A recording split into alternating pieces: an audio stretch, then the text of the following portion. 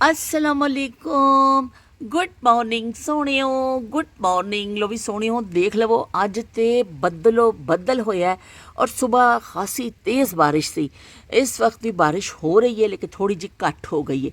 ये पूरा हफ्ता जड़ा है ना बारिश की पेशन गोई है। दूर तक तुसी देखो थानू बस बदल ही बदल नज़र आएंगे। वो कहते ना जिधर देखता हूँ मैं उधर तू है, जिधर देखता हूँ मैं उधर तू है। बारिश हो या कुछ हो ਜਿਹੜੀ ਗਰੋਸਰੀ ਮੁੱਕੀ ਹੋਵੇ ਉਹ ਤੇ ਤੁਹਾਨੂੰ ਲਿਆਣੀ ਪੈਂਦੀ ਏ। ਇਹ ਦੇਖੋ ਜੀ ਬਾਰਿਸ਼ ਦੇ ਕਤਰੇ ਗਾੜੀ ਤੋਂ ਇੱਥੇ ਆਂਦੇ ਆਂਦੇ ਇੱਥੇ ਸਾਰੇ ਕਤਰੇ ਜਿਹੜੇ ਨਾ ਇਹਨਾਂ ਚੀਜ਼ਾਂ ਤੇ ਪੈ ਗਏ ਨੇ। ਕੁਛ ਗਰੋਸਰੀ ਖਤਮ ਹੋਈ ਸੀ ਤੇ ਫਿਰ ਅਸੀਂ ਜਿਹੜੀ ਉਸ ਸਟੋਰ ਤੋਂ ਲਿਆਉਣ ਵਾਲੀ ਸੀ ਨਾ ਲੈ ਕੇ ਆਏ ਆ। ਦੁੱਧ ਦੀ ਬੋਤਲ ਆਈ ਏ, ਇਹ ਮੈਂ ਬੜੇ ਸ਼ੌਕ ਨਾਲ ਖਾਂਦੀ ਆ। ਬਣਿਆ ਹੁੰਦਾ ਪੇਟੀਸ ਟਾਈਪ ਮਿੱਠਾ ਵੀ ਇੱਕ। ਤੇ ਅੱਛਾ ਜੀ ਇਹ ਜੇ ਕੀ ਆੜੂ, ਇਹ ਆਇਆ ਕੋਲਾ ਡਰਿੰਕਸ, ਕੇਲਾ, ਔਰ ਇਹ ਆਇਆ ਜੀ ਪਤਾ ਨਹੀਂ ਕਿਸ ਕਿਸਮ ਦਾ ਜਿਹੜਾ ਨਾ ਇੱਕ ਖਰਬੂਜ਼ਾ ਕਹਿ ਲਓ, ਇਹਨੂੰ ਖਰਬੂਜ਼ਾ ਹੀ ਕਹਿ ਸਕਦੇ ਹੋ ਤੁਸੀਂ। ਲੇਕਿਨ ਕੋਈ ਨਵੀਂ ਕਿਸਮ ਇਹਦੀ ਇਹਦੇ ਉੱਤੇ ਤਾਂ ਐਸਾ ਜਿਵੇਂ ਕੋਈ ਰਾਈਟਿੰਗ ਕੀਤੀ ਹੈ, ਕੋਈ ਚਾਈਨੀਜ਼ ਵਾਈਨੀਜ਼ ਲਿਖੀ ਹੋਈ ਹੈ। ਇਸ ਤਰ੍ਹਾਂ ਦਾ ਖਰਬੂਜ਼ਾ ਵੀ ਹੈ ਕੁਛ। ਇਹ ਕਿਹੜੀ ਹੈ ਤਾਂ ਰਾਈਟਿੰਗ ਅੱਲਾ ਪਾਕ ਨੇ ਲਿਖ ਦਿੱਤੀ ਹੈ। ਤੇ ਚਲੋ ਜੀ ਅਸੀਂ ਹੁਣ ਚੀਜ਼ਾਂ ਪਹਿਲੇ ਸਮੇਟੀਏ ਫਿਰ ਤੁਹਾਡੇ ਨਾਲ ਕਰਦੇ ਹਾਂ ਗੱਪਸ਼ਪ। ਅੱਜ ਅਸੀਂ ਬਣਾ ਰਹੇ ਹਾਂ ਚਿਕਨ ਦਾ ਸ਼ੋਰਬਾ। ਰਸ ਮਿੱਸਾ ਜਿਹਾ ਜਿਹੜਾ ਸਾਲਨ ਹੁੰਦਾ ਨਾ, ਕਿ ਲੰਮਾ ਸ਼ੋਰਾ ਨਹੀਂ ਕਿ ਉਹਦੇ ਵਿੱਚ ਤੁਸੀਂ ਛਾਲ ਮਾਰ ਕੇ ਰੱਸੀ ਬੰਨ੍ਹ ਕੇ ਛਾਲ ਮਾਰ ਲਵੋ, ਐਡਾ ਲੰਮਾ ਨਹੀਂ, ਥੋੜ੍ਹਾ ਜਿਹਾ ਦਰਮਿਆਨਾ ਜਿਹਾ ਸ਼ੋਰਬਾ। ਮੇਰਾ ਬੜੇ ਦਿਨ ਤੋਂ ਦਿਲ ਕਰ ਰਿਹਾ ਸੀ ਇਹ ਕੜਾਹੀ ਔਰ ਇਹ ਬੜੀ ਦਿਨ ਤੋਂ ਚੀਜ਼ਾਂ ਖਾ ਰਿਹਾ ਕਿ ਸ਼ੋਰਬਾ ਨਹੀਂ ਖਾਦਾ ਸੀ। ਇਸ ਤੋਂ ਮੈਂ ਅੱਜ ਚਿਕਨ ਕੱਢਿਆ ਔਰ ਉਹਦੇ ਵਾਸਤੇ ਅਸੀਂ ਲਸਣ ਪਿਆਜ਼ ਵੀ ਛਿਲਿਆ, ਨਾਲ ਮੈਂ ਆਟੇ ਨੂੰ ਵੀ ਮੁੱਕੀ ਦੇ ਦਿੱਤੀ ਹੈ। ਇਸ ਸਿਰਫ ਮੈਂ ਜੀ ਲਸਣ ਪਿਆਜ਼ ਟਮਾਟਰ ਤਿੰਨ ਚੀਜ਼ਾਂ ਜਿਹੜੀਆਂ ਨੇ ਪਾਈਆਂ ਨੇ ਔਰ ਇੱਕ ਘੁੱਟ ਪਾਣੀ ਪਾਇਆ ਤਾਂ ਕਿ ਨੀਚੇ ਨਾ ਲੱਗੇ, ਔਰ ਨਮਕ ਮਿਰਚ ਹਲਦੀ ਜਾਏਗਾ। ਇਹ ਤੁਸੀਂ ਚੀਜ਼ਾਂ ਜਿਹੜੀਆਂ ਨੇ ਨਾ ਆਪਣੇ ਟੇਸਟ ਦੇ ਹਿਸਾਬ ਨਾਲ ਪਾਣੀਆਂ ਨੇ, ਜਿੰਨਾ ਵੀ ਤੁਹਾਡਾ ਟੇਸਟ ਹੋਵੇ। ਔਰ ਇਹਨੂੰ ਅਸੀਂ ਅੱਛੀ ਤਰ੍ਹਾਂ ਜਿਹੜਾ ਨਾ ਮਿਕਸ ਕਰ ਦੇਵਾਂਗੇ।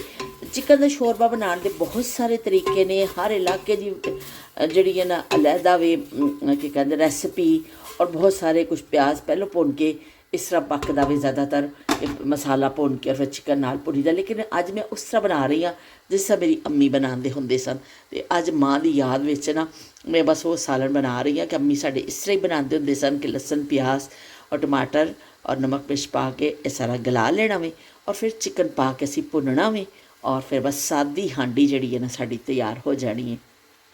ਕੁੱਕਰ ਦਾ ਢੱਕਣ ਅਸੀਂ ਖੋਲ੍ਹਿਆ, ਮਸਾਲਾ ਜਿਹੜਾ ਗਲ ਚੁੱਕਿਆ। ਇਹਦੇ ਵਿੱਚ ਅਸੀਂ ਪਾਵਾਂਗੇ ਆਇਲ, ਔਰ ਇਹਦੀ ਥੋੜੀ ਜਿਹੀ ਅਸੀਂ ਕਰਾਂਗੇ ਭੁਨਾਈ।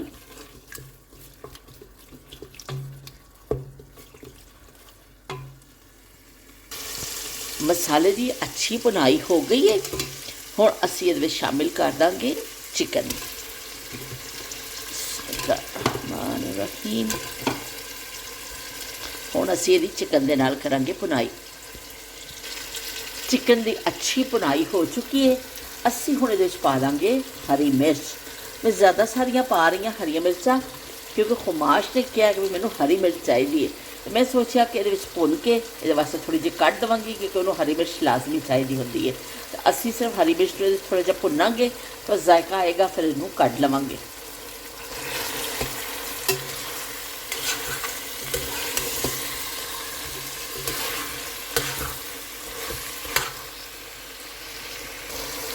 ਭੁਨਾਈ ਦੇ ਵਿੱਚ ਜਿਹੜੀ ਹਰੀ ਮਿਰਚ ਦੀ ਖੁਸ਼ਬੂ ਆਉਂਦੀ ਹੈ ਨਾ, ਕਮਾਲ ਹੈ ਬਈ, ਇੰਨਾ ਅੱਛਾ ਲੱਗਦਾ ਹੈ, ਬਸ ਦਿਲ ਕਰਦਾ ਫੌਰਨ ਹੀ ਹਾਂਡੀ ਅਸੀਂ ਖਾ ਲਈਏ। ਹਰੀ ਮਿਰਚ ਔਰ ਚਿਕਨ ਦੀ ਅੱਛੀ ਭੁਨਾਈ ਹੋ ਚੁੱਕੀ ਹੈ।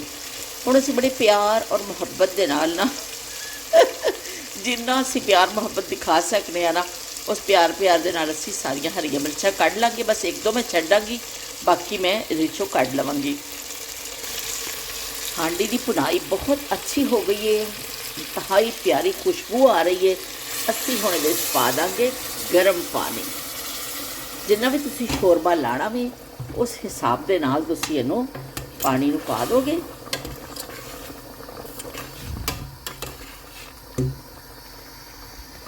ਗਰਮ ਪਾਣੀ ਪਾਉਣ ਦੇ ਨਾਲ ਜ਼ਾਇਕਾ ਅੱਛਾ ਨਿਕਲਦਾ ਵੇ। ਠੰਡਾ ਪਾਣੀ ਕੋਸ਼ਿਸ਼ ਕਰਨੀ ਚਾਹੀਦੀ ਹੈ ਕਿ ਅਸੀਂ ਹਾਂਡੀ 'ਚ ਨਾ ਪਾਈਏ। ਤਾਂ ਚਲੋ ਜੀ ਅਸੀਂ ਹੁਣ ਇਹਨੂੰ ਇੱਕ ਦਫਾ ਪ੍ਰੈਸ਼ਰ ਦੇ ਦਿੰਦੇ ਹਾਂ ਔਰ ਉਸ ਤੋਂ ਬਾਅਦ ਫਿਰ ਤੁਹਾਨੂੰ ਫਾਈਨਲ ਇਹਦੇ ਲੁੱਕ ਦਿਖਾ ਦੇਵਾਂਗੇ। ਹਰੀ ਮਿਰਚ ਭੁੰਨ ਕੇ ਸਾਰੀ ਕੱਢ ਲਈਏ। ਇਹ ਖੁਮਾਸ਼ ਫਿਰ 1-2 ਦਿਨ ਖਾ ਲੇਗਾ। ਮੈਨੂੰ ਵੀ ਖੈਰ ਹਰੀ ਮਿਰਚ ਬਹੁਤ ਪਸੰਦ ਹੈ ਔਰ ਖੁਮਾਸ਼ ਨੂੰ ਵੀ ਸਾਡੇ ਦੋਨਾਂ ਦੀ ਫੇਵਰਟ ਹੈ। ਇਸ ਤੋਂ ਮੈਂ ਫਿਰ ਭੁੰਨ ਕੇ ਹੀ ਕੱਢ ਲਈਆਂ। ਇਹਨਾਂ ਦਾ ਜ਼ਾਇਕਾ ਬਹੁਤ ਅੱਛਾ ਹੁੰਦਾ ਵੇ। ਬਿਸਮਿਲ੍ਲਾਹਿਰ ਰਹਿਮਾਨਿਰ ਰਹੀਮ ਕਹਿ ਕੇ ਅਸੀਂ ਢੱਕਣ ਖੋਲ੍ਹਿਆ। ਦੇਖੋ ਜੀ ਜ਼ਬਰਦਸਤ ਸਾਡਾ ਚਿਕਨ ਸ਼ੋਰਬਾ ਤਿਆਰ ਹੋ ਚੁੱਕਿਆ ਵੇ। ਅਸੀਂ ਪਾ ਦਾਂਗੇ ਹਰਾ ਧਨੀਆ ਔਰ ਇਹਨੂੰ ਲਾ ਦਾਂਗੇ ਇੱਕ ਦਫਾ ਫਿਰ ਦਮ 'ਤੇ ਤਾਂ ਕਿ ਅੱਛੀ ਜਿਹੀ ਧਨੀਏ ਦੀ ਖੁਸ਼ਬੂ ਇਹਦੇ ਵਿੱਚ ਆ ਜਾਵੇ। ਇਹ ਬੜਾ ਸਾਦਾ ਜਿਹਾ ਹਾਂਡੀ ਹੈ, ਜਿਵੇਂ ਆਪਣੀ ਪੰਜਾਬੀ ਹਾਂਡੀ ਸਾਦੀ ਪੱਕਦੀ ਹੈ ਨਾ, ਇਸ ਨਾਲ ਇੱਕ ਬਹੁਤ ਟੇਸਟੀ ਬਣਦਾ ਵੇ।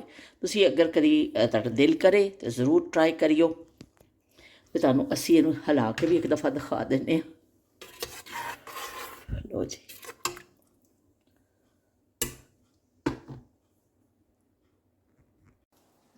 ਕੰਮ ਕਾਜ ਅਸੀਂ ਨਿਪਟਾ ਕੇ ਤੇ ਆ ਕੇ ਬੈਠ ਗਏ ਹਾਂ ਆਪਣੇ ਵਿਹੜੇ ਵਿੱਚ। ਅਤੇ ਤੁਹਾਡਾ ਔਰ ਮੇਰਾ ਸਾਥ ਹੋਣ ਲੱਗਾ ਸ਼ੁਰੂ। ਅਤੇ ਅਸੀਂ ਗੱਪਸ਼ਪ ਕਰਾਂਗੇ, ਤੁਹਾਡੇ ਕਮੈਂਟਸ ਪੜ੍ਹਾਂਗੇ ਔਰ ਕੁਛ ਬਚਪਨ ਦੀਆਂ ਵਾਦੀਆਂ ਵਿੱਚ ਬਚਪਨ ਵਿੱਚ ਜਾਵਾਂਗੇ, ਝਾਤੀ ਮਾਰਾਂਗੇ ਅਤੇ ਛਾਲਾਂ ਮਾਰਾਂਗੇ, ਖੁਸ਼ ਹੋਵਾਂਗੇ ਉਸ ਦੌਰ ਨੂੰ ਦੇਖ ਕੇ। ਤਾਂ ਚਲੋ ਜੀ ਅਸੀਂ ਸ਼ੁਰੂ ਕਰਨੇ ਹਾਂ। ਤੁਹਾਡੀ ਕਮੈਂਟ ਸ਼ਮਾ ਚੌਧਰੀ ਦਾ ਕਮੈਂਟ ਹੈ। ਉਹਨੇ ਕਿਹਾ ਕਿ ਪਿਆਰੀ बाजी आपकी बातों ने दिल छू लिया, यादें कभी मुस्कुराहट कभी आंखों की नमी बन जाती हैं। नाल ही उन्होंने एक फुल भेजा वे। अल्लाह आपकी ज़िंदगी खुशियों और अपनों की मोहब्बत से भर दे, आमीन। बहुत बहुत शुक्रिया शमा, इन्नी अच्छियां दुआवां देण दा ना, और ख़ास तौर पर स्पैशली जो तुसीं फुल भेज दिता ना, ਇਹ भी कमाल ही कर दिता तुसीं कि फुल जिहड़ा वे मुहब्बत की अलामत हुंदा वे। और मैनू वैसे मेरा ख्याल कोई बंदा ऐसा दुनिया 'ਚ नहीं होएगा जिन्होंने फुल पसंद ना हो। बहरहाल तुहाडे मुहब्बतां दा तुहाडी बहुत शुक्रिया और तुहाडे फुल का भी बड़ा शुक्रिया। एक फुल मोतीए दा मार के जगा, सोहणीए सोहणीए नी सोहणीए, सोहणीए नी सोहणीए। तो चलो जी सोहणियो तुहाडा बहुत बहुत शुक्रिया। उस तो बाद नायला आ गए ने। नायला कहते हैं वालेकुम अस्सलाम सोहणियो, तुसी उदास नहीं होना, असी तुहाडे नाल नाल हैगे आ, फिकर नॉट। ते बच्चे जिथे भी ने अज की जदीद टैक्नोलॉजी की सहूलत मौजूद होने की वजह के नाल वीडियो कॉल करके काफ़ी हद तक मुलाकात हो जाती है। तो शुक्र है रब दा। बचपन दे विच साडे मामू जी मुल्तान ड्यूटी ते हुंदे सन, पर हर गर्मी छुट्टियां गुजारन लई जरूर आंदे सन। ਜਦੋਂ ਜਾਣ ਦਾ ਵੇਲਾ ਆਉਂਦਾ ਸੀ, ਅਸੀਂ ਕਜ਼ਨ ਦੁਆਵਾਂ ਮੰਗਣੀਆਂ ਕਿ ਟ੍ਰੇਨ ਦੀ ਟਿਕਟ ਨਾ ਮਿਲੇ ਜਾਂ ਕੁਝ ਵੀ ਹੋ ਜਾਵੇ, ਉਹ ਨਾ ਜਾਣ, ਪਰ ਜਾਣ ਵਾਲੇ ਆਂਦੇ ਹੀ ਜਾਣ ਵਾਸਤੇ ਸੀ। ਖੈਰ ਅੱਲਾਹ ਪਾਕ ਸਭ ਨੂੰ ਆਪਣੇ ਹਿਫਜ਼ੋ ਮਾਨ ਵਿੱਚ ਰੱਖੇ, ਆਮੀਨ। ਸ਼ਲਜਮ ਬਹੁਤ ਮਜ਼ੇਦਾਰ ਲੱਗ ਰਹੇ ਨੇ, ਅਸੀਂ ਤੇ ਚੌਲਾਂ ਨਾਲ ਖਾਂਦੇ ਆ। ਬਹੁਤ ਸ਼ੁਕਰੀਆ ਨਾ, ਇੰਨੀਆਂ ਅੱਛੀਆਂ ਤੁਸੀਂ ਆਪਣੀਆਂ ਯਾਦਾਂ ਸਾਡੇ ਨਾਲ ਸ਼ੇਅਰ ਕੀਤੀਆਂ ਕਿ ਜੇ ਤੁਹਾਡੇ ਮਾਮੂ ਆਉਂਦੇ ਸਨ ਤਾਂ ਤੁਸੀਂ ਕਹਿੰਦੇ ਸਨ ਕਿ टिकट ही ना मिले। इन्ना उस जमाने प्यार होंदा सी। अजकल भी कजन्स विच प्यार है, पर मैं जो पिछला दौर देखनी आ ना, इन्ना अनमोल दौर सी कि वाकई बई कजन जिहड़ियां हुंदियां जिहड़े लागे लागे लोग रहिंदे सन, दूरों भी आते सन, तो फिर वो भी तुहाडे नाल बड़ी हो जाती सी कि भी साडे जिवें तुसीं जिक्र किया मामू दे बच्चे आते सन कजन्स, तुसीं बड़ा उहनूं इंजॉय करदे सो उस चीज़ नूं और दुआवां मंगदे सो। तो दूर वाले नज़दीक वाले वो इस तरह जुड़ के रहंदे सन। और कजन्स जिहड़ियां ने बड़ियां सहेलियां भी चंगियां हुंदियां सन, और टाइम बड़ा अच्छा गुजरदा सी। साडे भी जिहड़े नाल रही मेरी कजन, वो बाकी भी बच्चे हैगे सन, दूसरियां मेरी फुफ्फो दे खालां दे सब कुछ, लेकिन जिन्हां दे नाल टाइम गुजरिया ना बचपन, वो अज तक बहुत ज़्यादा यादां महफूज ने। ਜਿਹੜੇ कदी कदी आते हैं उन्हों दी यादां कदी कदी के हवाले ना होंदियां, जिन्हां नाल हर वेले तुहाडा साथ हुंदा वे, उन्हां दी यादां फिर ज़्यादा ही होंदियां।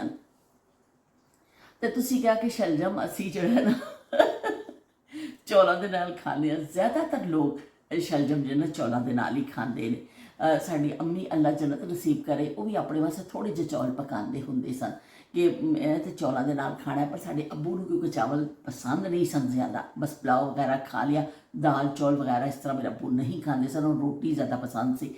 इस तरह फिर अम्मी नूं कदी कदी जिवें दिल करना अम्मी दा मच्छी दे शोरबे दे नाल या शलजम, ਪੱਕੇ ਨੇ, ਕੁਛ ਵੀ ਚੀਜ਼ ਆਲੂ ਬੈਂਗਣ ਪੱਕਦੇ ਸਨ, ਆਲੂ ਭੱਠੇ, ਉਹ ਤਾਂ ਸਾਡੇ ਅੱਬੂ ਖਾਂਦੇ ਹੀ ਨਹੀਂ ਸਨ, ਬਿਲਕੁਲ ਦੇਖਦੇ ਵੀ ਨਹੀਂ ਸਨ ਉਸ ਪਾਸੇ। ਉਹ ਕਹਿੰਦੇ ਸਨ ਵੀ ਮੈਂ ਨਹੀਂ ਖਾਣਾ ਆਲੂ ਬੈਂਗਣ। ਹੁਣ ਭੱਠੇ ਵੀ ਕਿਹਾ ਜਾਂਦਾ, ਸਾਡੇ ਇਲਾਕੇ ਵਿੱਚ ਭੱਠੇ ਕਹਿੰਦੇ ਸਨ, ਆਲੂ ਭੱਠੇ। ਆਲੂ ਭੱਠੇ ਜਦੋਂ ਪੱਕਦੇ ਸਨ ਨਾ, ਸਾਡੇ ਅੱਬੂ ਜਿਹੜੇ ਨਾ ਉਹ ਬਿਲਕੁਲ ਨਹੀਂ ਖਾਂਦੇ ਸਨ। ਲੇਕਿਨ ਮੇਰੀ ਅੰਮੀ ਨੂੰ ਚਾਵਲਾਂ ਦਾ ਬੜਾ ਸ਼ੌਕ ਸੀ, ਉਹ ਫਿਰ ਆਪਣੇ ਵਾਸਤੇ ਥੋੜ੍ਹੇ ਜਿਹੇ ਬਣਾ ਲੈਂਦੇ ਹੁੰਦੇ ਸਨ। ਅਗਰ ਕਿਸੇ ਬੱਚੇ ਨੇ ਲੈਣੇ ਹੁੰਦੇ ਸਨ ਲੈ ਲੈਂਦੇ ਸਨ। ਲੇਕਿਨ ਤਫਾਕ ਐਸੀ ਗੱਲ ਹੈ ਕਿ ਸਾਨੂੰ ਸਾਰੇ ਭੈਣ ਭਰਾਵਾਂ ਨੂੰ ਜ਼ਿਆਦਾ ਰੋਟੀ ਦੀ ਆਦਤ, ਕਿ ਅਸੀਂ ਰੋਟੀ ਜ਼ਿਆਦਾ ਸ਼ੌਕ ਨਾਲ ਖਾਂਦੇ ਹਾਂ ਬਨਿਸਬਤ ਚਾਵਲਾਂ ਦੇ। ਤੇ ਚਲੋ ਜੀ, ਤੁਸੀਂ ਅੱਜ ਸਾਨੂੰ ਤੁਸੀਂ ਵੀ ਸ਼ੌਕ ਨਾਲ ਖਾਂਦੇ ਹੋ ਸ਼ਲਜਮ। ਔਰ ਮੇਰੀ ਸਿਸਟਰ ਜਿਹੜੇ ਅਮਰੀਕਾ ਰਹਿੰਦੇ ਨਾ, ਉਹਨਾਂ ਦੇ ਘਰ ਹਲੇ ਵੀ ਚਾਵਲ ਪੱਕਦੇ ਨੇ। ਉਹਨਾਂ ਦੇ ਹਸਬੈਂਡ ਵੀ ਸੌਲਤ ਹੁਸੈਨ ਜਿਹੜੇ ਉਹ ਚਾਵਲਾਂ ਦੇ ਨਾਲ ਹੀ ਸ਼ਲਜਮ ਖਾਂਦੇ ਨੇ। ਬਹੁਤ ਸਾਰੇ ਲੋਕਾਂ ਦਾ ਪਸੰਦੀਦਾ ਫੂਡ ਹੈ ਚਾਵਲਾਂ ਦੇ ਨਾਲ ਖਾਣਾ। ਬਸ ਆਪਣਾ ਆਪਣਾ ਟੇਸਟ ਹੈ, ਜਿਸ ਤਰ੍ਹਾਂ ਤੁਹਾਡਾ ਟੇਸਟ ਬਣ ਜਾਂਦਾ ਬਚਪਨ 'ਚ, ਫਿਰ ਉਹ ਆਦਤਾਂ ਜਿਹੜੀਆਂ ਚੱਲਦੀਆਂ ਨੇ। ਤੇ ਮੇਰਾ ਬਹੁਤ ਸ਼ੁਕਰੀਆ ਕਿ ਤੁਸੀਂ ਆਪਣੇ ਇੰਨਾ ਅੱਛਾ ਬਚਪਨ ਦੀਆਂ ਯਾਦਾਂ ਸਾਡੇ ਨਾਲ ਸ਼ੇਅਰ ਕੀਤੀਆਂ। ਕਿ ਟ੍ਰੇਨ ਦੀ ਟਿਕਟ ਨਾ ਮਿਲੇ, ਇਹ ਦੁਆਵਾਂ ਕਰਨੇ ਹੁੰਦੇ ਸਨ। ਤੇ ਉਹ ਕਿ ਟਿਕਟ ਤਾਂ ਮਿਲ ਹੀ ਜਾਂਦੀ ਹੁੰਦੀ ਸੀ, ਲੋਕ ਆਂਦੇ ਹੀ ਜਾਣ ਵਾਸਤੇ ਨੇ। ਤੇ ਬਿਲਕੁਲ ਸਹੀ ਤੁਸੀਂ ਲਿਖਿਆ ਕਿ ਉਹ ਜ਼ਮਾਨੇ ਮੁੜ ਕੇ ਤਾਂ ਨਹੀਂ ਆਣੇ, ਲੇਕਿਨ ਦਿਲਾਂ ਵਿੱਚ ਯਾਦਾਂ ਨੇ। ਉਹ ਤੁਸੀਂ ਵੀ ਆਪਣੇ ਕਜ਼ਨਸ ਨੂੰ ਯਾਦ ਇਸ ਹਵਾਲੇ ਨਾਲ ਕਰ ਲਿਆ, ਆਪਣੇ ਮਾਮੂ ਨੂੰ ਯਾਦ ਕਰ ਲਿਆ, ਸ਼ਲਜਮ ਦੀ ਤੁਸੀਂ ਸਟੋਰੀ ਸੁਣਾ ਦਿੱਤੀ। ਇਸ ਤਰ੍ਹਾਂ ਤੁਹਾਡੀ ਵੀ ਸ਼ਿਰਕਤ ਹੋ ਜਾਂਦੀ ਇਹਨਾਂ ਜ਼ਮਾਨਿਆਂ ਦੇ ਵਿੱਚ। ਬਹੁਤ ਸ਼ੁਕਰੀਆ ਨਾਇਲਾ ਤੁਹਾਡੀ ਮੁਹੱਬਤਾਂ ਦਾ, ਕਿ ਤੁਸੀਂ ਇੰਨਾ ਅੱਛਾ ਬੜਾ ਤਫਸੀਲੀ ਕਮੈਂਟ ਕੀਤਾ। ਤੇ ਲਾਇਬਾ ਨੇ ਵੀ ਹਾਰਟ ਭੇਜ ਦਿੱਤੇ। ਲਾਇਬਾ ਕੋ ਤਾਂ ਸਵਾਏ ਦਿਲਾਂ ਦੇ ਹੋਰ ਕੁਛ ਹੈ ਹੀ ਨਹੀਂ ਸਾਡੇ ਵਾਸਤੇ। ਤੇ ਸੌਲਤ ਹੁਸੈਨ ਨੇ ਵੀ ਕਮੈਂਟ ਕੀਤਾ, ਇਮੋਜੀ ਹੱਸਦਾ ਹੋਇਆ ਆਇਆ। ਬਹੁਤ ਸ਼ੁਕਰੀਆ ਸੌਲਤ। ਤੇ ਸ਼ਬੀਰ ਹੁਸੈਨ ਸਾਹਿਬ ਕਹਿੰਦੇ ਨੇ, ਇਨਸਾਨ ਵੀ ਪਰਿੰਦਿਆਂ ਵਾਂਗ ਜਿੱਥੇ ਜਿੱਥੇ ਆਲਣੇ ਬਣਾਉਂਦਾ ਹੈ, ਉਹ ਉਹਨਾਂ ਥਾਵਾਂ ਨੂੰ ਭੁੱਲ ਨਹੀਂ ਸਕਦਾ। ਉਹ ਸਭ ਥਾਵਾਂ ਤੁਹਾਡੀ ਜ਼ਿੰਦਗੀ ਦੇ ਬਾਬ ਬਣ ਜਾਂਦੇ ਨੇ। ਮੁਸਤਫਾ ਐਂਡ ਕੰਪਨੀ ਨੇ ਆਪਣਾ ਘਰ-ਬਾਰ ਛੱਡਿਆ, ਰੋਜ਼ਗਾਰ ਲਈ ਹਿਜਰਤ ਲਈ ਕਤਰ ਮੁਕੀਮ ਹੋਏ। ਤੁਸੀਂ ਵਿਆਹ ਕੇ ਹਿਜਰਤ ਕੀਤੀ ਹੈਦਰਾਬਾਦ ਦੇ, ਫਿਰ ਲੰਡਨ, ਫਿਰ ਮਾਨਚੈਸਟਰ ਦੇ ਨਵਾਂ ਵਿੱਚ। ਇਹ ਸਿਲਸਿਲਾ ਚਲੀ ਜਾ ਰਿਹਾ। ਬਿਲਕੁਲ ਜੀ, ਠੀਕ ਆਖਿਆ ਤੁਸੀਂ ਸ਼ਬੀਰ ਹੁਸੈਨ ਸਾਹਿਬ, ਕਿ ਜ਼ਿੰਦਗੀ ਕਹਿੰਦੇ ਨਾ ਇੱਕ ਸਫ਼ਰ ਹੈ। ਉਹ ਜ਼ਿੰਦਗੀ ਦਾ ਸਫ਼ਰ ਚੱਲਦਾ ਰਹਿੰਦਾ ਹੈ। ਮੈਂ ਇੱਕ ਦਫਾ ਪੜ੍ਹਿਆ ਸੀ, ਇੱਕ ਅਖਬਾਰੇ ਜਹਾਂ ਆਉਂਦਾ ਸੀ ਨਾ ਜਿਹੜਾ ਰਸਾਲਾ, ਪਾਕਿਸਤਾਨ ਪੜ੍ਹਨੇ ਹੁੰਦੇ ਸਨ, ਉਹਦੇ ਵਿੱਚ ਇੱਕ ਪੇਜ ਹੁੰਦਾ ਸੀ, ਇਸਲਾਮਿਕ ਜਵਾਬ ਦਿੰਦੇ ਸਨ ਮੌਲਾਨਾ ਸਾਹਿਬ। ਲੋਕ ਆਪਣੇ ਮਸਲੇ ਮਸਾਇਲ ਪੁੱਛਦੇ ਸਨ। ਤੇ ਉਹਨਾਂ ਨੇ ਬੜੀ ਅੱਛੀ ਇੱਕ ਗੱਲ ਲਿਖੀ ਸੀ। ਮੌਲਾਨਾ ਜਲਾਲ ਹੁੰਦੇ ਸਨ, ਉਹਨਾਂ ਨੇ ਇੱਕ ਸਵਾਲ ਦਾ ਜਵਾਬ ਦਿੱਤਾ ਸੀ। ਮੈਨੂੰ ਬੜੇ ਅੱਛੇ ਲੱਗਦੇ ਸਨ ਉਹ, ਮੈਂ ਪੜ੍ਹਦੀ ਰਹਿੰਦੀ ਸਾਂ। ਕਿ ਜਦੋਂ ਮੇਰਾ ਪਸੰਦੀਦਾ ਪੇਜ ਉਹੀ ਹੁੰਦਾ ਸੀ ਕਿ ਜਿਹੜਾ ਉਹ ਇਸਲਾਮਿਕ ਸਵਾਲਾਂ ਦੇ ਜਵਾਬ ਦਿੰਦੇ ਸਨ। ਛੋਟੇ ਛੋਟੇ ਲੋਕ ਮਸਲੇ ਪੁੱਛਦੇ ਸਨ। ਇੱਕ ਦਫਾ ਕਿਸੇ ਨੇ ਪੁੱਛਿਆ ਕਿ ਸਾਇੰਸ ਨੇ ਬੜੀ ਤਰੱਕੀ ਕਰ ਲਈ ਹੈ, ਕਿ ਪਤਾ ਚੱਲ ਜਾਂਦਾ ਹੈ ਕਿ ਮਾਂ ਦੇ ਬਤਨ ਵਿੱਚ ਬੇਟਾ ਹੈ ਜਾਂ ਬੇਟੀ ਹੈ। ਤੇ ਬੜੀ ਸਾਇੰਸ ਦੀ ਤਰੱਕੀ ਹੈ, ਬਹੁਤ ਕਮਾਲ ਹੈ। ਤੇ ਉਹਨਾਂ ਨੇ ਮੌਲਾਨਾ ਸਾਹਿਬ ਨੇ ਇੰਨਾ ਵਸੀ ਔਰ ਇੰਨਾ ਮੁਫੱਸਲ ਜਵਾਬ ਉਸ ਬਾਰੇ 'ਚ ਦਿੱਤਾ ਸੀ ਕਿ ਮੇਰਾ ਬੜੀ ਗਰਮੀਦਾ ਹੋ ਗਈ। ਉਹਨਾਂ ਨੇ ਲਿਖਿਆ ਕਿ ਬੇਸ਼ੱਕ ਸਾਇੰਸ ਦੀ ਤਰੱਕੀ ਹੈ ਕਿ ਜਾਣ ਲੈਣਾ, ਲੇਕਿਨ ਉਹ ਬੱਚਾ ਕਿਸ ਟਾਈਮ ਦੁਨੀਆ 'ਚ ਆਏਗਾ, ਕੋਈ ਸਾਇੰਸ ਅੱਜ ਤੱਕ ਨਹੀਂ ਦੱਸ ਸਕੀ। ਇੱਕ ਪੀਰੀਅਡ ਦਾ ਅੰਦਾਜ਼ਾ ਕੀਤਾ ਜਾ ਸਕਦਾ 9 ਮੰਥ, ਲੇਕਿਨ ਕੋਈ ਦੱਸ ਨਹੀਂ ਸਕਦਾ ਕਿ ਕਿੰਨੇ ਵੱਜ ਕੇ ਕਿੰਨੇ ਮਿੰਟ ਤੇ ਕਿਹੜੇ ਦਿਨ ਉਹ ਬੱਚਾ ਪੈਦਾ ਹੋਏਗਾ। ਉਹ ਬੱਚਾ ਜ਼ਿੰਦਗੀ ਦੇ ਕੀ ਮਕਾਮ ਜ਼ਿੰਦਗੀ 'ਚ ਹਾਸਿਲ ਕਰੇਗਾ, ਉਹਦੀ ਜ਼ਿੰਦਗੀ ਕਿੱਥੇ ਜਾਏਗੀ, ਉਹ ਕਾਮਯਾਬੀਆਂ ਹਾਸਿਲ ਕਰੇਗਾ, ਕਿੰਨੀ ਤਾਲੀਮ ਹਾਸਿਲ ਕਰੇਗਾ, ਕਿੰਨਾ ਉਹਨੂੰ ਰੋਜ਼ੀ ਰਿਜ਼ਕ ਮਿਲੇਗਾ, ਕਿਹੜੇ ਕਿਹੜੇ ਮੁਕਾਮ 'ਤੇ ਅੱਲਾ ਨੇ ਉਹਦਾ ਲਿਖਿਆ ਵੇ ਜਿੱਥੇ ਜਾਣਾ ਉਹ ਜਾਏਗਾ, ਉਹ ਕਿੰਨੀ ਉਮਰ ਪਾਏਗਾ, ਕਿ ਉਹਦੇ ਬੱਚੇ ਕਿੰਨੇ ਹੋਣਗੇ, ਉਹ ਅੱਗੋਂ ਕਿੰਨੀ ਤਾਲੀਮ ਹਾਸਿਲ, ਕੋਈ ਸਾਇੰਸ ਚੀਜ਼ ਨਹੀਂ ਦੱਸ ਸਕਦੀ। ਅਗਲੇ ਲਮਹੇ ਦੀ ਤੁਹਾਨੂੰ ਖਬਰ ਨਹੀਂ ਹੁੰਦੀ। ਤੇ ਇਨਸਾਨ ਦਾਵਾ ਬਹੁਤ ਕਰਦਾ ਵੇ, ਲੇਕਿਨ ਇਨਸਾਨ ਨੂੰ ਖਬਰ ਨਹੀਂ ਹੁੰਦੀ। ਜ਼ਿੰਦਗੀ ਵਾਕਈ ਇੱਕ ਸਫ਼ਰ ਹੈ। ਤੁਸੀਂ ਚੱਲਦੇ ਜਾਂਦੇ ਹੋ, ਤੁਹਾਨੂੰ ਨਹੀਂ ਪਤਾ ਚੱਲਦਾ ਅਗਲਾ ਪੜਾਓ ਕੀ। ਇਨਸਾਨ ਦਾ ਕਿੱਥੇ ਕਿੱਥੇ ਪੜਾਓ ਵੇ ਜ਼ਿੰਦਗੀ 'ਚ, ਕਿੱਥੇ ਹਾਲੇ ਸਾਨੂੰ ਪਤਾ ਨਹੀਂ ਹੈ ਕਿ ਸਾਨੂੰ ਕਿੱਥੇ ਦੀ ਮਿੱਟੀ ਮਿਲਣੀ ਹੈ, ਕਿੱਥੇ ਅਸੀਂ ਜਾਣਾ ਵੇ, ਕਿੰਨੀ ਸਾਡੀ ਜ਼ਿੰਦਗੀ, ਕੁਝ ਪਤਾ ਨਹੀਂ ਹੈ। ਤੇ ਮੇਰਾ ਬਹੁਤ ਸ਼ੁਕਰੀਆ ਸ਼ਬੀਰ ਹੁਸੈਨ ਸਾਹਿਬ ਕਿ ਤੁਸੀਂ ਇੰਨਾ ਸੋਹਣਾ ਆਲਣਿਆਂ ਦਾ ਲਫ਼ਜ਼ ਲਿਖਿਆ। ਕਿ ਆਲਣਾ ਬਹੁਤ ਅਰਸਾ ਹੋ ਗਿਆ ਲਫ਼ਜ਼ ਸੁਣੇ ਹੋਏ, ਕਿ ਗਰਮੀਆਂ ਹੋਣੀਆਂ, ਆਲਣੇ ਬਣਾਉਣੇ, ਚਿੜੀਆਂ ਨੇ, ਪਰਿੰਦਿਆਂ ਨੇ। ਤੇ ਸਾਡੇ ਅੱਬੂ ਨੇ ਕਹਿਣਾ ਕਿ ਇਹਨਾਂ ਦੇ ਆਲਣੀਆਂ ਨੂੰ ਨਾ ਛੇੜੀ, ਉਹਨਾਂ ਨੇ ਆਂਡੇ ਦਿੱਤੇ ਹੁੰਦੇ ਨੇ, ਇਹਨਾਂ ਦੇ ਆਲਣੇ ਨਹੀਂ ਛੇੜੀ ਦੇ, ਫਿਰ ਡਿਸਟਰਬ ਹੋ ਜਾਂਦੇ ਨੇ। ਔਰ ਸਪੈਸ਼ਲੀ ਜੋ ਰੋਸ਼ਨਦਾਨ ਘਰਾਂ ਵਿੱਚ ਹੁੰਦੇ ਸਨ, ਤੇ ਰੋਸ਼ਨਦਾਨ ਵਿੱਚ ਉਹ ਚਿੜੀਆਂ ਇੱਕ ਇੱਕ ਤੀਲਾ ਲਿਆ ਕੇ ਨਾ ਬਾਜ਼ ਦਫਾ ਉਹ ਬਣਾ ਲੈਂਦੀਆਂ ਸਨ ਆਪਣਾ ਆਲਣਾ। ਤੇ ਉਹ ਫਿਰ ਸਾਡੇ ਅੱਬੂ ਸਖਤੀ ਦੇ ਨਾਲ ਮਨਾ ਕਰਦੇ ਹੁੰਦੇ ਸਨ ਕਿ ਤੁਸੀਂ ਬਿਲਕੁਲ ਨਹੀਂ ਛੇੜਨਾ, ਇਹਨੂੰ ਕਿ ਇਹਨੂੰ ਰਹਿਣ ਦੇਵੋ, ਇਹਦਾ ਕੀ ਕਹਿੰਦੇ ਨੇ ਅੰਡੇ ਦਿੱਤੇ ਹੋਏ ਨੇ, ਬੱਚੇ ਹੋਣਗੇ ਆਪੇ ਉੱਡ ਜਾਣਾ ਇਹਨਾਂ ਨੇ ਕਰਕੇ। ਪਰ ਇਹ ਵੀ ਕਿ ਜਿੰਨਾ ਚਿਰ ਇਹਨਾਂ ਦੇ ਅੰਡੇ ਦਿੱਤੇ ਹੋਏ ਨੇ, ਆਲਣਾ ਬਣਾ ਰਹੀਆਂ ਨੇ, ਬਿਲਕੁਲ ਤੁਸੀਂ ਛੇੜਨਾ ਨਹੀਂ। ਔਰ ਕੀ ਕਹਿੰਦੇ ਨੇ ਉਹਨਾਂ ਵਾਸਤੇ ਘਰਾਂ ਵਿੱਚ ਅਹਿਤਮਾਮ ਕੀਤਾ ਜਾਂਦਾ ਸੀ ਪਰਿੰਦਿਆਂ ਵਾਸਤੇ ਕਿ ਜਿਹੜਾ ਬਨੇਰਿਆਂ ਦੇ ਉੱਪਰ ਮਿੱਟੀ ਦੇ ਪਿਆਲਿਆਂ 'ਚ ਪਾਣੀ ਪਾ ਕੇ ਰੱਖ ਦਿੱਤਾ ਜਾਂਦਾ ਸੀ, ਘਰ ਵਿੱਚ ਕਿਸੇ ਜਗ੍ਹਾ ਰੱਖ ਦਿੱਤਾ ਜਾਂਦਾ ਸੀ, ਜ਼ਿਆਦਾਤਰ ਬਨੇਰਿਆਂ 'ਤੇ ਰੱਖਿਆ ਜਾਂਦਾ ਸੀ। ਬੱਤੀ ਬਾਲ ਕੇ ਬਨੇਰੇ ਉੱਤੇ ਰੱਖਨੀਆਂ, ਗਲੀ ਭੁੱਲ ਨਾ ਜਾਵੇ ਨੀ ਚੰਨ ਮੇਰਾ, ਹਾਏ ਨੀ ਬੱਤੀ ਬਾਲ ਕੇ ਬਨੇਰੇ ਉੱਤੇ ਰੱਖਨੀਆਂ। ਤੇ ਬੱਤੀ ਬਾਲ ਕੇ ਵੀ ਬਨੇਰੇ 'ਤੇ ਰੱਖੀ ਜਾਂਦੀ ਸੀ ਨਾਲ ਪਰਿੰਦਿਆਂ ਵਾਸਤੇ। ਔਰ ਫਿਰ ਜੇ ਕੀੜੀਆਂ ਨਿਕਲ ਆਉਂਦੀਆਂ ਸਨ ਨਾ, ਦੇਖਦੇ ਸਾਂ ਕਿਤੇ ਚਿਮਟੀਆਂ, ਤੇ ਸਾਡੇ ਅੱਬੂ ਨੇ ਕਹਿਣਾ ਕਿ ਰਿਜ਼ਕ ਵਾਸਤੇ ਨਿਕਲੇ ਨੇ ਨਾ, ਬੜਾ ਜ਼ਖੀਰਾ ਕਰਨਾ, ਇਹਨਾਂ ਨੂੰ ਇੱਕ ਮੁੱਠੀ ਆਟਾ ਪਾ ਦੇਵੋ। ਉਸ ਆਟਾ ਲੈ ਕੇ ਆਉਣਾ, ਇੱਕ ਕੋਨੇ ਵਿੱਚ ਆਟਾ ਪਾ ਲੈਣਾ, ਉਹ ਕੀੜੀਆਂ ਉੱਥੋਂ ਹੀ ਆਪਣਾ ਰਿਜ਼ਕ ਲੈਂਦੀਆਂ ਸਨ, ਮੁੜਦੀਆਂ ਜਾਂਦੀਆਂ ਸਨ। ਉਹ ਜਦੋਂ ਵੀ ਹੁਣ ਅੱਬੂ ਨੇ ਕਹਿਣਾ ਕੀੜੀਆਂ ਨੂੰ ਆਟਾ ਪਾਓ, ਤੇ ਬੜਾ ਉਹਨਾਂ ਦੀ ਤਾਕੀਦ ਕੀਤੀ ਜਾਂਦੀ ਸੀ, ਪਰਿੰਦਿਆਂ ਦਾ ਖਿਆਲ ਰੱਖਿਆ ਜਾਂਦਾ ਸੀ। ਉਹ ਜ਼ਮਾਨਾ ਐਸਾ ਸੀ, ਅੱਜ ਵੀ ਲੋਕ ਬੜਾ ਕਰਦੇ ਨੇ, ਕੁਛ ਲੋਕ ਆਪਣੇ ਪਾਣੀ ਛਾਣੀ ਉਹਨਾਂ ਦੇ ਦਾਣੇ ਦਾ ਇੰਤਜ਼ਾਮ ਕਰਦੇ ਨੇ, ਲੇਕਿਨ ਉਹ ਜ਼ਮਾਨਾ ਮੈਂ ਦੇਖਿਆ ਵੇ ਕਿ ਇੰਨਾ ਬੱਚਿਆਂ ਨੂੰ ਇਸ ਤਰ੍ਹਾਂ ਤਰਬੀਅਤ ਦਿੱਤੀ ਜਾਂਦੀ ਸੀ ਕਿ ਆਲਣੇ ਨਹੀਂ ਛੇੜਨੇ, ਜਾਨਵਰ ਨੂੰ ਪਾਣੀ ਪਿਲਾ ਦਿਓ, ਉਹ ਵੀ ਸਾਡੇ ਵਰਗਾ ਜਾਨਦਾਰ ਹੈ, ਉਹਨੂੰ ਛਾਵੇਂ ਬੰਨ੍ਹਦੇ ਹੁੰਦੇ ਸਨ ਜਾਨਵਰ ਨੂੰ ਵੀ, ਕਿ ਧੁੱਪ 'ਚ ਖੜਾ ਹੋਵੇ ਉਹਨੂੰ ਛਾਵੇਂ ਬੰਨ੍ਹ ਦੇਵੋ। ਇਸ ਤਰ੍ਹਾਂ ਲੋਕ ਬਹੁਤ ਜ਼ਿਆਦਾ ਸਾਦੇ ਜ਼ਮਾਨੇ ਸਨ, ਲੇਕਿਨ ਬਹੁਤ ਜ਼ਿਆਦਾ ਲੋਕ ਹਸਾਸ ਬਹੁਤ ਸਨ। ਉਹ ਕਹਿੰਦੇ ਨਾ ਇਨਸਾਨੀਅਤ ਭਰੀ ਹੋਈ ਸੀ ਉਹਨਾਂ ਵਿੱਚ, ਇਨਸਾਨ ਦੇ ਅੰਦਰ ਇਨਸਾਨੀਅਤ ਮੌਜੂਦ ਸੀ। ਇਸ ਤਰ੍ਹਾਂ ਅਸੀਂ ਬਚਪਨ ਦੇ ਆਲਣੀਆਂ ਦਾ ਵੀ ਜ਼ਿਕਰ ਕਰ ਲਿਆ। ਅਸੀਂ ਤਿਤਲੀਆਂ ਫੜਨੇ ਹੁੰਦੇ ਸਾਂ। ਅੱਜ ਇਤਫਾਕ ਨਾਲ ਬਾਰਿਸ਼ ਵੀ ਕਾਫੀ ਹੈ, ਕੋਈ ਨਾ ਤਿਤਲੀ ਪਕੜਨਾ, ਤੇ ਉਹ ਤਿਤਲੀ ਪਕੜਨ ਦਾ ਯਾਦ ਆ ਗਿਆ ਕਿ ਤਿਤਲੀ ਦੇ ਪਿੱਛੇ ਪਿੱਛੇ ਦੌੜਨਾ ਕਿ ਅਸੀਂ ਤਿਤਲੀ ਫੜ ਲਈਏ। ਉਹ ਤਿਤਲੀ ਫੜੀ ਨਹੀਂ ਜਾਂਦੀ ਸੀ, ਤੇ ਜੇ ਕੋਈ ਬੱਚਾ ਕਾਮਯਾਬ ਹੋ ਜਾਂਦਾ ਸੀ ਤਿਤਲੀ ਫੜਨ 'ਚ, ਬਸ ਬਈ ਫਿਰ ਉਸ ਤਿਤਲੀ ਦੀ ਖੈਰ ਨਹੀਂ ਹੁੰਦੀ ਸੀ, ਉਹਨੂੰ ਫਿਰ ਕੈਦ ਕਰ ਲਿਆ ਜਾਂਦਾ ਸੀ।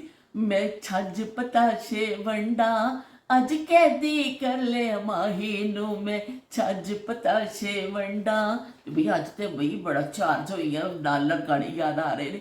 ਇਸ ਤਰ੍ਹਾਂ ਉਹ ਤਿਤਲੀ ਨੂੰ ਕੈਦ ਕਰ ਲਿਆ ਜਾਂਦਾ ਸੀ। ਫਿਰ ਉਹਨੂੰ ਇੱਕ ਕਿਤਾਬ ਦੇ ਵਿੱਚ ਐਸਾ ਕਰਕੇ, ਚੱਲ ਬਈ ਤੇਰਾ ਤੇ ਮੱਕੂ ਠੱਪਿਆ ਗਿਆ, ਤੇ ਉਹਨੂੰ ਕੈਦ ਕਰ, ਉਹ ਫਿਰ ਖੋਲ ਕੇ ਨਾ ਸੀ ਕਿ ਬੁੱਕ ਦੇਖਣੀ, ਕਿਆ ਦੇਖੋ ਸਹੇਲੀਆਂ ਨੂੰ ਦਿਖਾਣਾ ਕਿ ਅਸੀਂ ਤਿਤਲੀ ਫੜੀ ਸੀ। ਤੇ ਇਸ ਤਰ੍ਹਾਂ ਉਹ ਚਾਹੀ ਤਿਤਲੀ ਨੂੰ ਜਾਂ ਬਹਕ ਕਰਕੇ ਅਸੀਂ ਖੁਸ਼ ਹੋ ਜਾਂਦੇ ਹੁੰਦੇ ਸਾਂ। ਬਚਪਨ ਦੀਆਂ ਛੋਟੀਆਂ ਛੋਟੀਆਂ ਯਾਦਾਂ, ਇਹ ਕਿੰਨਾ ਅਸੀਂ ਉੱਥੇ ਕਿਸਮ ਦਾ ਜ਼ੁਲਮ ਹੀ ਕਰਨੇ ਸਾਂ, ਪਰ ਸਾਨੂੰ ਬੜਾ ਸ਼ੌਕ ਹੁੰਦਾ ਸੀ ਕਿ ਤਿਤਲੀ ਫੜੀਏ ਤੇ ਫਿਰ ਕਿਤੇ ਜਾਵੇ ਨਾ। ਉਹਦੇ ਸੋਹਣੇ ਸੋਹਣੇ ਰੰਗ, ਬਹੁਤ ਘੱਟ ਹੱਥ ਆਉਂਦੀ ਸੀ ਤਿਤਲੀ, ਤੇ ਫਿਰ ਉਹ ਬੱਚੇ ਜਿਹੜੇ ਨੇ ਉਹਨੂੰ ਸਾਂਭ ਕੇ ਰੱਖਦੇ ਨੇ, ਕਿਤਾਬ ਵਿੱਚ ਉਹਨੂੰ ਰੱਖ ਦਿੱਤਾ ਜਾਂਦਾ ਸੀ ਕਿ ਚੱਲ ਵੀ ਤੇਰਾ ਆਖਰੀ ਆਰਾਮਗਾਹ ਇਹ ਹੀ ਹੈ, ਤੇ ਹੁਣ ਅਸੀਂ ਤੈਨੂੰ ਸਹੇਲੀਆਂ ਨੂੰ ਦਿਖਾ ਕੇ ਦਾਦ ਲੈਣੀ ਹੈ। ਇਸ ਤਰ੍ਹਾਂ ਦੋਸਤਾਂ ਨੂੰ ਦਿਖਾਣਾ। ਕਿਤੋਂ ਮੋਰ ਦਾ ਪਰ ਮਿਲ ਜਾਂਦਾ ਹੁੰਦਾ ਸੀ, ਕੋਈ ਤੋਹਫਤਨ ਦੇ ਦੇਣਾ ਕਿਸੇ ਨੇ, ਮੋਰ ਦਾ ਪਰ ਵੀ ਬੜਾ ਨਾਯਾਬ ਹੁੰਦਾ ਸੀ। ਤੇ ਉਹ ਫਿਰ ਮੋਰ ਦਾ ਪਰ ਜੇ ਮਿਲ ਜਾਣਾ, ਉਹ ਵੀ ਕਿਤਾਬ ਵਿੱਚ ਰੱਖਣਾ, ਤੇ ਉਹ ਵੀ ਫਿਰ ਸਹੇਲੀਆਂ ਨੂੰ ਦਿਖਾਇਆ ਜਾਂਦਾ ਸੀ। ਇਸ ਤਰ੍ਹਾਂ ਉਹ ਜਿਹੜੀ ਚੀਜ਼ ਇਸ ਤਰ੍ਹਾਂ ਦੀ ਹੁੰਦੀ ਸੀ ਨਾ, ਉਹ ਕਿਤਾਬ ਵਿੱਚ ਰੱਖ ਕੇ ਉਹ ਫਿਰ ਸਹੇਲੀਆਂ ਨੂੰ ਜਾ ਕੇ ਦਿਖਾਈ ਜਾਂਦੀ ਸੀ ਕਿ ਦੇਖੋ ਮੇਰੇ ਕੋਲ ਮੋਰ ਦਾ ਪਰ ਵੀ ਹੈ। ਉਹ ਇਸ ਤਰ੍ਹਾਂ ਕਰਕੇ ਖੋਲ੍ਹਣਾ, ਮੋਰ ਦਾ ਪਰ ਨਜ਼ਰ ਆਉਣਾ, ਤੇ ਬੜਾ ਹੈਰਤ ਨਾਲ ਸਹੇਲੀਆਂ ਵੀ ਦੇਖਦੀਆਂ ਸਨ, ਔਰ ਅਸੀਂ ਬੜੇ ਫਖਰੀਆ ਅੰਦਾਜ਼ ਉਹਨਾਂ ਨੂੰ ਦਿਖਾਇਆ ਜਾਂਦਾ ਸੀ ਕਿ ਵੀ ਦੇਖੋ ਸਾਡੇ ਕੋਲ ਇਹ ਚੀਜ਼ਾਂ ਨੇ। ਇਸ ਤਰ੍ਹਾਂ ਫਿਰ ਕੁਝ ਫੁੱਲ ਅਗਰ ਤੁਹਾਨੂੰ ਮਿਲ ਜਾਂਦੇ ਹੁੰਦੇ ਸਨ, ਤੇ ਉਹ ਵੀ ਜਿਹੜਾ ਨਾ ਕਿਤਾਬ ਵਿੱਚ ਰੱਖ ਲਿਆ ਜਾਂਦਾ ਸੀ। ਗੁਲਾਬ ਉਸ ਜ਼ਮਾਨੇ 'ਚ ਬਹੁਤ ਨਾਯਾਬ ਸੀ, ਤੇ ਉਹ ਦੁਕਾਨਾਂ ਤੋਂ ਹੀ ਮਿਲਦਾ ਹੁੰਦਾ ਸੀ। ਜਦੋਂ ਕੋਈ ਹਾਜੀ ਆਉਂਦੇ ਸਨ ਜਾਂ ਕੋਈ ਸ਼ਾਦੀ ਵਿਆਹ, ਕੋਈ ਐਸੀ ਤਕਰੀਬ ਹੈ, ਤਾਂ ਫੁੱਲਾਂ ਦੇ ਹਾਰ ਲੋਕ ਲੈ ਕੇ ਆਉਂਦੇ ਸਨ। ਲੇਕਿਨ ਇਸ ਘਰਾਂ ਵਿੱਚ ਬਹੁਤ ਜ਼ਿਆਦਾ ਨਹੀਂ ਸੀ ਆਮ, ਮੋਤੀਆ ਜ਼ਿਆਦਾ ਆਮ ਹੁੰਦਾ ਸੀ ਪੌਦਾ। ਤੇ ਉਹ ਗੁਲਾਬ ਦਾ ਫੁੱਲ ਕਿਤੋਂ ਮਿਲ ਜਾਣਾ ਨਾ, ਉਹਨੂੰ ਫਿਰ ਇਸ ਤਰ੍ਹਾਂ ਉਹ ਵੀ ਰੱਖ ਲਿਆ ਜਾਂਦਾ ਸੀ ਕਿਤਾਬ ਦੇ ਵਿੱਚ, ਤਾਂ ਕਿ ਉਹਦੀ ਖੁਸ਼ਬੂ ਵੀ ਆਵੇ। ਉਹ ਬਸ ਖੋਲ੍ਹ ਕੇ ਪੱਤੀਆਂ ਦੇਖਣੀਆਂ, ਇਹ ਫੁੱਲ ਵੀ ਸਾਡੇ ਕੋਲ ਮਹਿਫੂਜ਼ ਹੈ। ਤੇ ਉਹ ਕੀ ਕਹਿੰਦੇ ਨੇ, ਜਿਸ ਤਰ੍ਹਾਂ सूखे हुए फूल किताबों में मिले, अब के हम बिछड़े तो शायद कभी ख्वाबों में मिले, जिस तरह सूखे हुए फूल किताबों में मिले, अब के हम बिछड़े भी गाने दी तो मैं लत्त बांह सब कुछ तोड़ देता वे लेकिन आवे कि बड़ी ज़बरदस्त जड़ा ना गाया भी बड़ा अच्छा वे मेरे ख्याल मेहदी हसन ने गाया वे और क्या कहते हैं गायकी बड़ी ज़बरदस्त है अरे मेहदी हसन का एक दौर सी और मेहदी हसन की आवाज़ कहते हैं वो इंडिया वाले कैसे इनके गले में भगवान बोलता है तो वो भगवान वो कहते से इन्होंने गले च भगवान है तो वो तो भगवान समझते सन लेकिन बड़ा ज़बरदस्त गुलूकार सन मेहदी हसन की गज़ल की गायकी बई बड़ा ज़बरदस्त थी और उन्होंने खास एक स्टाइल सी हारमोनीयम बजाते हुए थोड़ा जैसा करके करते सन होए होए होए ਜਿਹੜਾ ਕੀ ਕਹਿੰਦੇ ਨੇ ਉਹਨਾਂ ਦੇ ਗੀਤ ਨੇ ਕੋਈ ਵੀ ਕਿਸੇ ਵੀ ਫਿਲਮ ਦੀ ਜ਼ਮਾਨਤ ਹੁੰਦੀ ਸਨ ਕਾਮਯਾਬੀ ਦੀ ਇਹ ਮਹਿਦੀ ਹਸਨ ਨੇ ਇਹਦੇ ਵਿੱਚ ਗਾਣਾ ਗਾਇਆ ਮਹਿਦੀ ਹਸਨ ਦੇ ਸ਼ੋਹਰਾ ਫਾਕ ਗਾਣੇ ਨੇ ਇੰਨੇ ਜ਼ਿਆਦਾ ਅੱਛੇ ਗਾਣੇ ਕਿ ਤੁਸੀਂ ਮਤਲਬ ਜਿਹੜਾ ਨਾ ਮਹਿਜ਼ੂਜ਼ ਅੱਜ ਵੀ ਲੋਕ ਹੁੰਦੇ ਨੇ ਉਹਨਾਂ ਦੀ ਗਾਇਕੀ ਤੋਂ ਕਿ ਉਹ ਵੈਸੇ ਇੱਕ ਸਿੰਗਰ ਵੈਸੀਆਂ ਚੀਜ਼ਾਂ ਅੱਜ ਇੱਕ ਚੀਜ਼ ਮਸ਼ਹੂਰ ਹੁੰਦੀ ਹੈ ਹਾਂ ਹਾਂ ਹੂ ਕਰਕੇ ਔਰ ਬਸ ਚੰਦ ਦਿਨ ਤੇ ਬਾਅਦ ਉਹ ਬਸ ਫਿਰ ਟਾਏ ਟਾਏ ਫੇਸ਼ ਹੋ ਜਾਂਦੀ ਠੁੱਸ ਹੋ ਜਾਂਦਾ ਮਾਝਾ ਠੁੱਸ ਹੋ ਜਾਂਦਾ ਵੇ ਉਹ ਬਸ ਫਿਰ ਉਹ ਬਸ ਇਸ ਚੀਜ਼ ਤੋਂ ਮਸ਼ਹੂਰੀ ਹਾਸਿਲ ਕਰ ਲੈਂਦੇ ਨੇ ਕੋਈ ਵੀ ਬੇਤੁਕੀ ਚੀਜ਼ ਕੋਈ ਵੀ ਐਸਾ ਚੀਜ਼ ਉਹ ਵਾਇਰਲ ਹੋ ਗਿਆ ਔਰ ਉਹਦੇ ਵਿੱਚ ਕੁਝ ਕਮਾਲ ਨਹੀਂ ਹੁੰਦਾ ਮਿਹਨਤ ਦਾ ਬਸ ਤੁਸੀਂ ਵਾਇਰਲ ਹੋ ਗਏ ਹੋ ਲੇਕਿਨ ਉਹ ਜ਼ਮਾਨਾ ਐਸਾ ਸੀ ਕਿ ਅਦਾਕਾਰ ਗੁਲੂਕਾਰ ਹਦਾਇਤਕਾਰ ਮੌਸੀਕਾਰ ਬਸ ਸਾਰੇ ਜਿੰਨੇ ਵੀ ਕਾਰ ਨੇ ਨਾ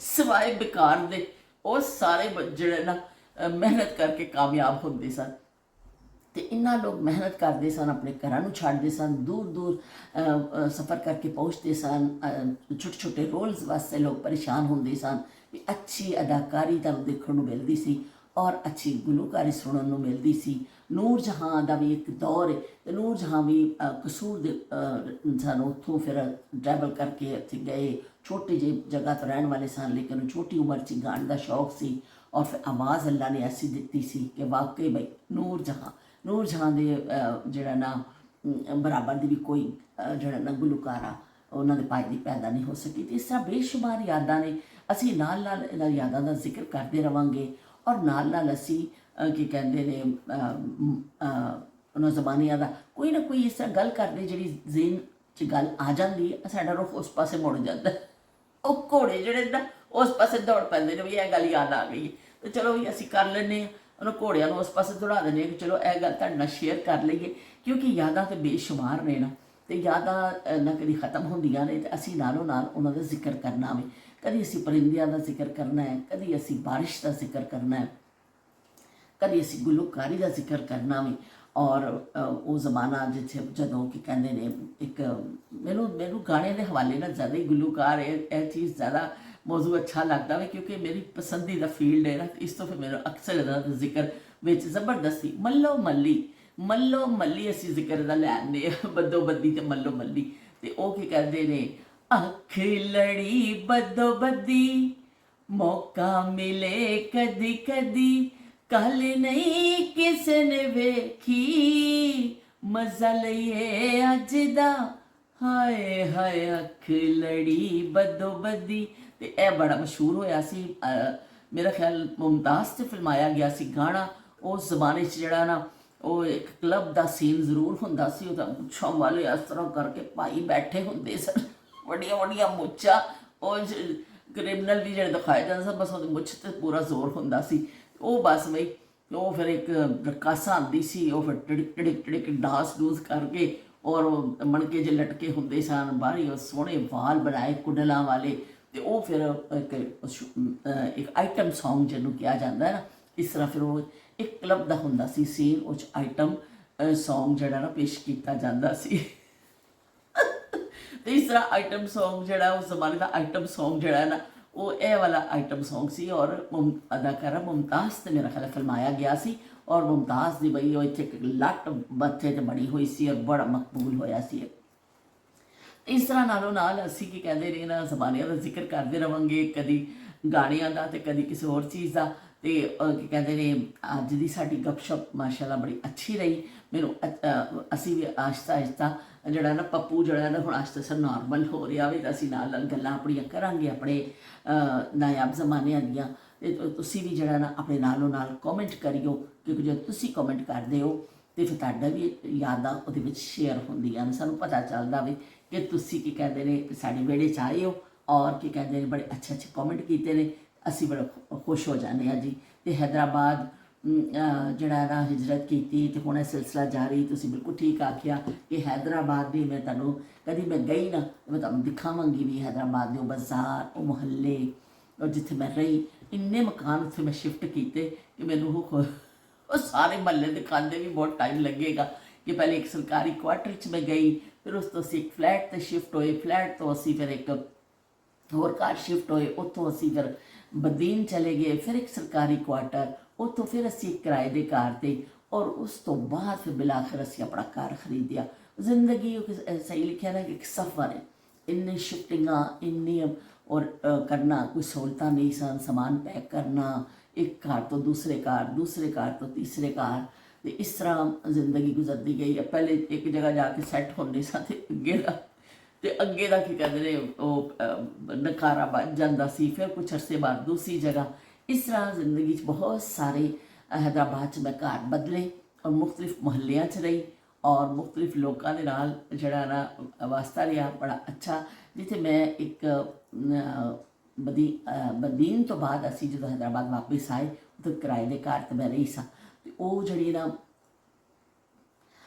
ਇੱਕ ਸਬਜ਼ੀ ਵੇਚਣ ਵਾਲਿਆਂ ਦੀ ਗਲੀ ਸੀ, ਪੂਰੀ ਗਲੀ ਵਿੱਚ ਲੋਕ ਉਹਨੂੰ ਕੁੰਜੜਾ ਮਹੱਲਾ ਕਹਿੰਦੇ ਸਨ। ਸਬਜ਼ੀ ਵੇਚਣ ਵਾਲਿਆਂ ਨੂੰ ਸ਼ਾਇਦ ਉਰਦੂ ਸਪੀਕਿੰਗ ਲੋਕ ਕੁੰਜੜੇ ਕਹਿੰਦੇ ਨੇ, ਮੈਨੂੰ ਜ਼ਿਆਦਾ ਨਹੀਂ ਪਤਾ ਸੀ। ਮੈਨੂੰ ਤਾਂ ਉਹਨਾਂ ਨੇ ਦੱਸਿਆ ਮਾਲਿਕ ਮਕਾਨ ਨੇ ਕਿ ਭਈ ਰਾਸ਼ਨ ਮੰਗਾਉਂਦੇ ਹੁੰਦੇ ਸਨ, ਤੇ ਉਹ ਕਹਿਣਾ ਵੀ ਕੁੰਜੜਾ ਗਲੀ में आ जाए। ਮੈਂ ਬਾਜੀ ਕੋ ਪੁੱਛਿਆ, ਬਾਜੀ ਇਹ ਕੀ ਹੁੰਦਾ ਕੁੰਜੜਾ? ਉਹਨਾਂ ਨੇ ਕਿਹਾ ਵੀ ਇਹ ਸਬਜ਼ੀ ਵੇਚਣ ਵਾਲਿਆਂ ਨੂੰ ਕੁੰਜੜਾ ਕਹਿੰਦੇ ਨੇ।